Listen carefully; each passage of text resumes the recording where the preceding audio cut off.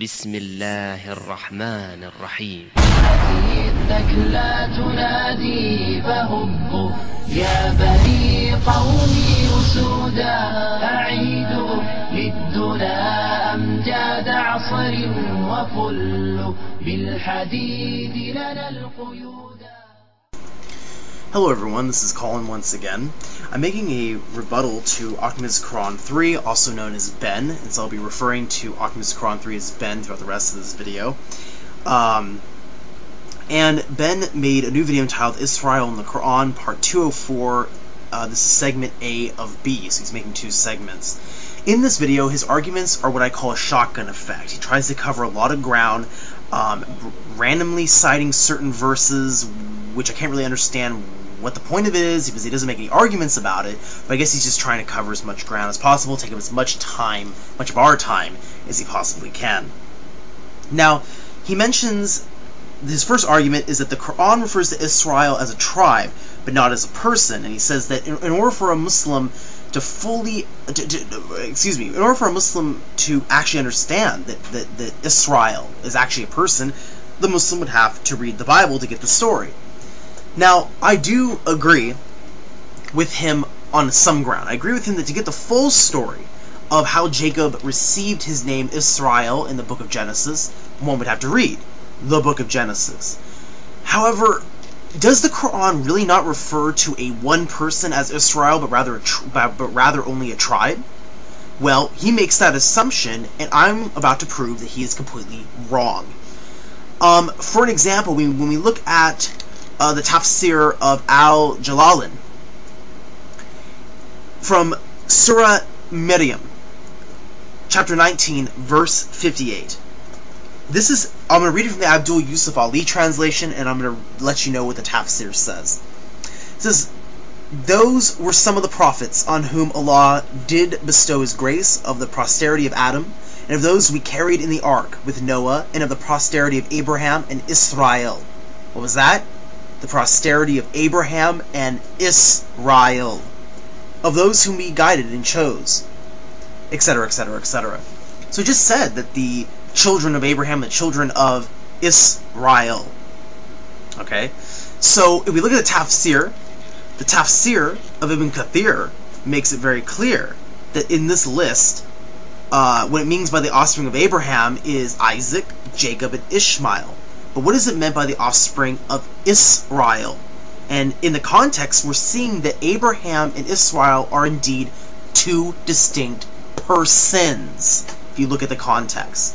And according to Ibn Kathir, the offspring of Israel, being a person, was Musa, Aaron, Zechariah, John the Baptist, and Jesus the son of Mary. The Tafsir of Ibn Jalalain is very clear. He says that the seed of Abraham is namely Ishmael, Isaac, and Jacob, and of the seed of Israel, who is Jacob. So here we have the scholars fully understand that Jacob and Israel are indeed one and the same person. I'll be posting those links in the description section, and therefore, Mr. Ben, Ahmed's Quran 3 is wrong.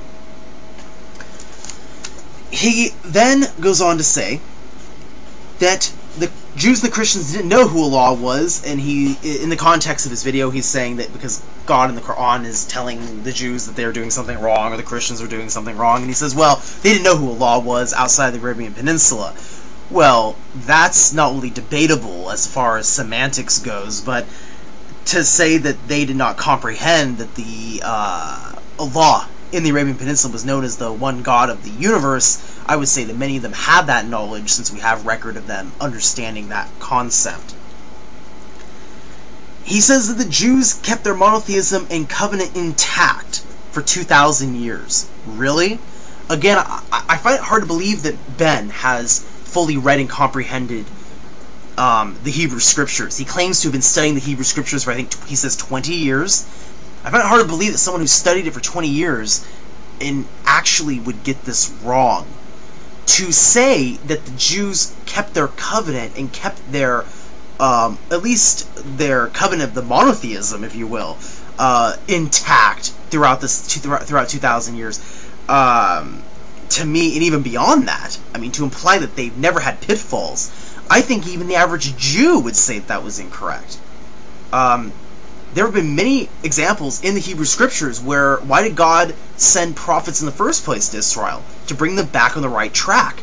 To remind them they were getting off course. They were not either keeping their covenant perfectly, or they were setting up idolatry in Israel. Why do you think they were punished with exile?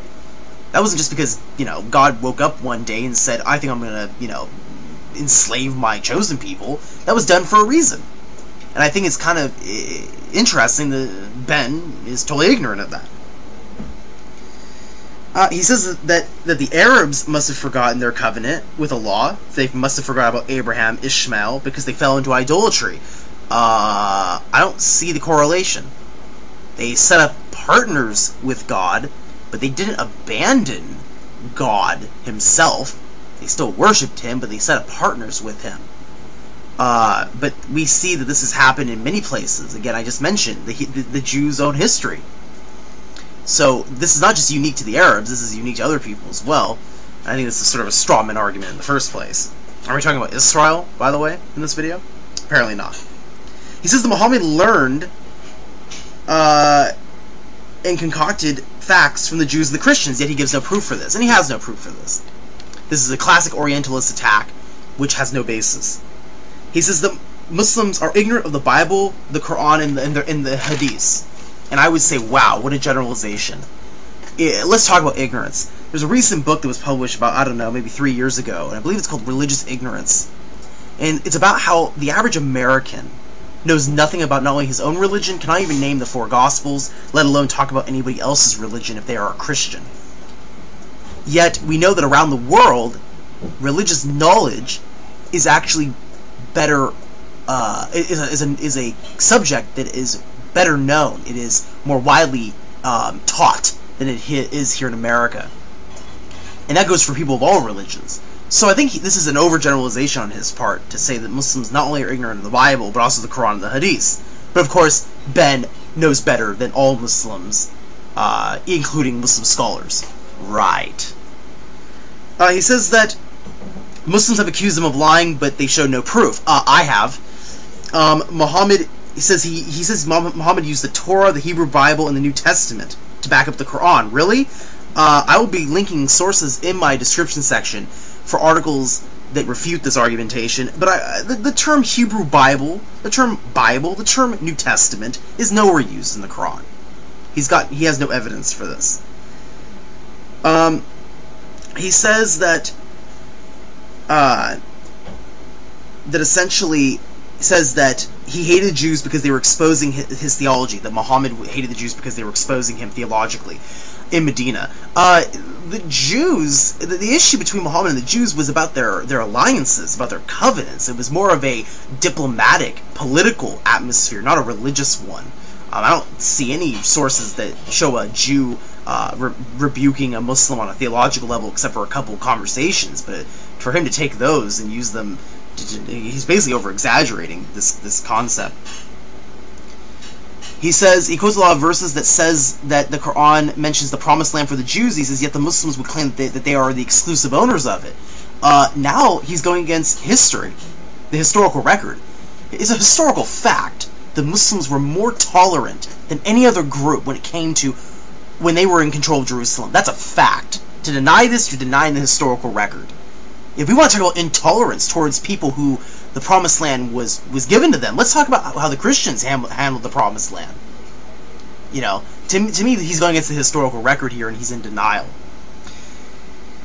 He then quotes chapter 10, verse 92, where apparently God says to Muhammad, but if you're in doubt into what we have revealed to you, then go ask the people of the Scripture. And he says that this is like the one verse that destroys the Muslim argument that the Bible was corrupted. Again, I will be posting the Tafsirs in the description section. He is totally ignorant of what these verses and what Muslim scholars say about this, including Ibn Abbas himself, a companion of the Prophet.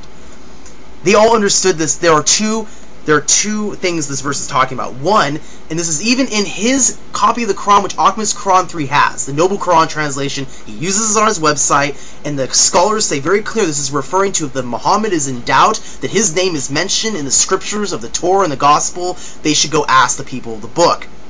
Another thing is just, yes, if you have any questions to the followers of Muhammad, you have any general questions, you can ask them. But when this was revealed to Muhammad, Muhammad said, I don't need to ask them. I'm not going to. I don't need to. So this verse is a rhetorical. This is rhetorical. This is not meant to be a command, and it was not handled as such by the Muslims or the Prophet Muhammad. I'll be posting those links in the description section to the Tafsirs. Thank you everyone for watching. Peace be with you all.